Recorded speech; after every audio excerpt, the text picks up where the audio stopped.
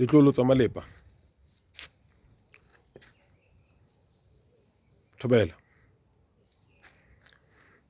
Yeah, just done my gardening. So, I was thinking my thoughts, and I thought I should put out this video. So let's say this is part 2 of Pep Talk with Ditlogolo, from Sabala Magolo. Okay. Yeah, I wanted to say that just to give a brief, history of South Africa before we had this union, of South Africa, which is now the Republic of South Africa, a democratic state. All right. So before 1909, you go back, maybe 100 years. In between, South Africa was divided into 4 republics.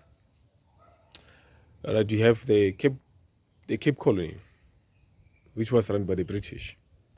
You had the Natal Republic, which was run by the British also. Then you had Orange Free State Republic, run by the Afrikaners. The president was President Steyn. And then you had Transvaal Republic, that was run by President Berger, who was then replaced by Paul Kruger, President Paul Kruger. All right? You see, I refer to, the head of the republics in their official capacities. Very, very important. So,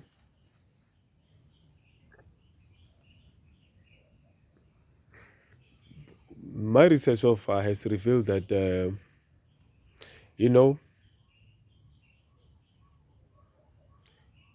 Natal, KwaZulu, was run by, should be King Cetshwayo, who was then defeated by the Boers. I understand the word the Boers is now outlawed, so let's say by the fruit trekkers, the Afrikaner commandos, right?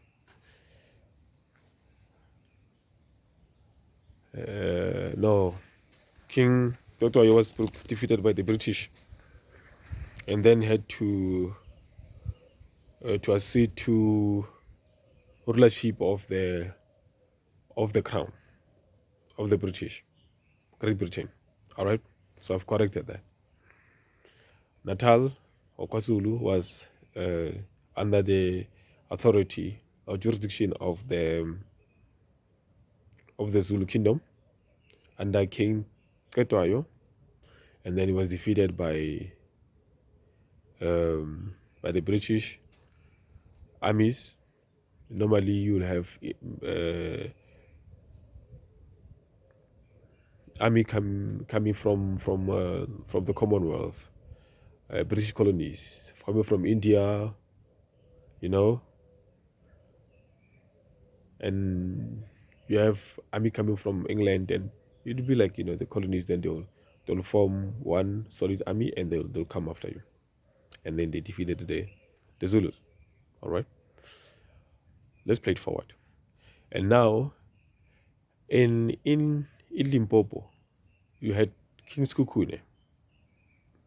Of course, you wouldn't bow down to the queen, so he was attacked. From what my information says that the British armies that came and defeated the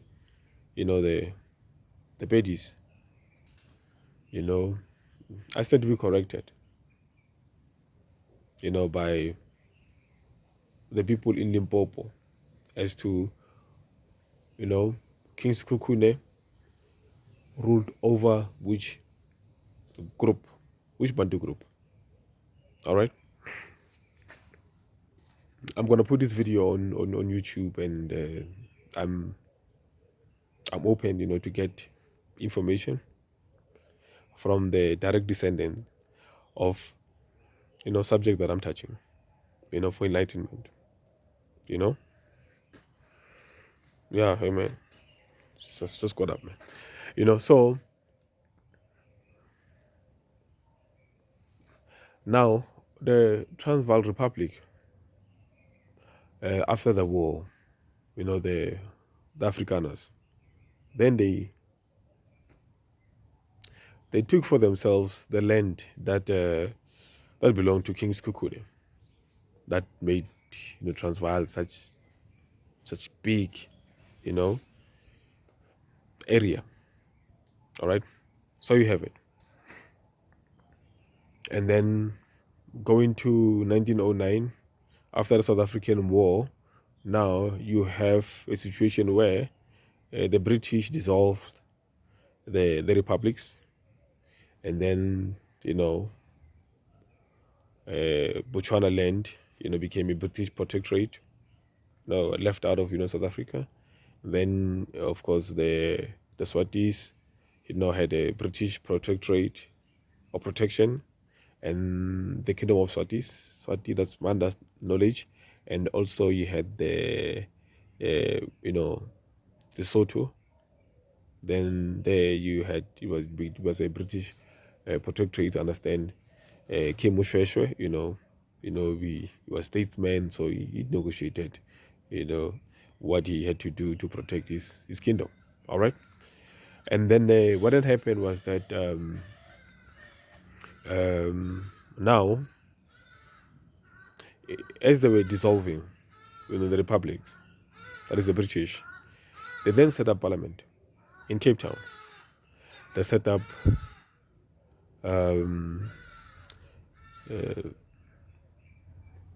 Supreme Court of Appeal, what we call, let's say, Supreme Court, in Free State, in Bloemfontein. Then in Pretoria, Transvaal, then you had the Republic, like the seat of the capital city. Then that's why you have the unit building when it was built. All right, so now the objective really of this post is to so it is to speak about wealth extraction, because remember, we're using the constitution to extract wealth of South Africa, and after we've extracted, we'll redistribute it. Okay, I'll do a whole solid video on wealth extraction. I'll do a video on wealth creation, wealth protection, and wealth preservation. We'll do a whole lot of video there, because I think you need that when you start out your life. So you've started working, or you've graduated, you're looking for articles, or whatever you're doing, you're starting out, as a professional. You need a financial planner. You need to work out your projection, like where you want to be in 40 years from now.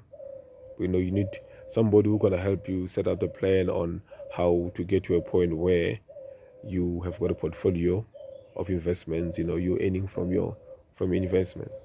That's another way of making money. Investments, portfolio, stock exchange. We will look at that, but this is like information sharing. It's not financial advice. That's a disclaimer. This video in no way is financial advice. All right, I've got 5 minutes. Let's do this thing. So now, with wealth extraction, first we need to do a profile of the South African economy. We need to find out how it was set up, where the money is coming from, and where the money is sitting, and how do we extract it.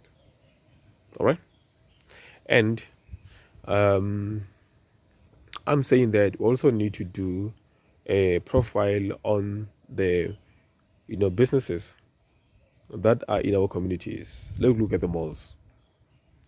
First we've got a mall. It's owned by an investment company, right? The money is coming from pension funds. Then you have your chain of stores. Then we've got to find out who are the owners of this the companies. You know, you can have normally you've got the anchor tenants, Bospa, you know, and all that. You know, Pochokasi, all that. Nalibu KFC, all of that. So we just need to find out who are the owners, and also have to look at their corporate social investment, what do they call it, um, because when a company comes in, the business comes into a community, they have a scheme that is actually a giving back to the community. We need to find out about what the respective companies social responsibility program is, and we see how it's rolled out in the community and how the community is benefiting, as the community, the direct community, is the consumers, of the shops. That's a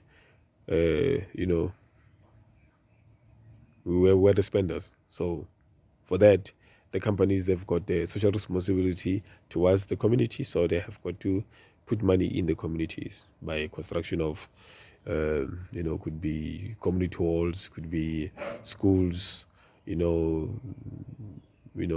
parks, library. Maybe they could donate books in libraries, that type of thing. All right, so we need to check that. And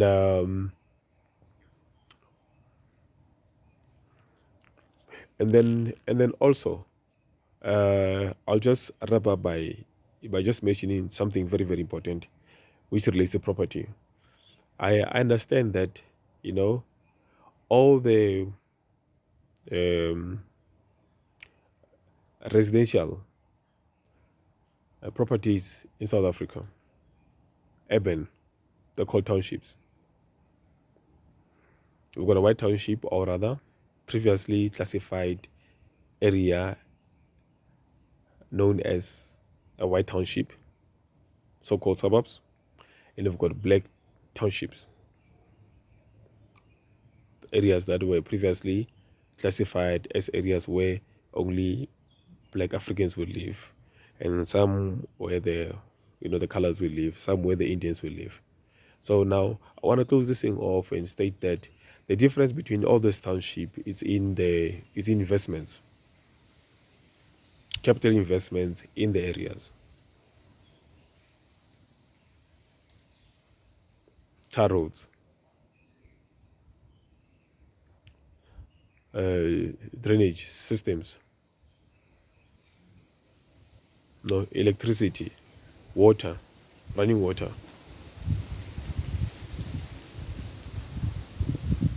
So, and also that in a way influences the market value of of the of the urban.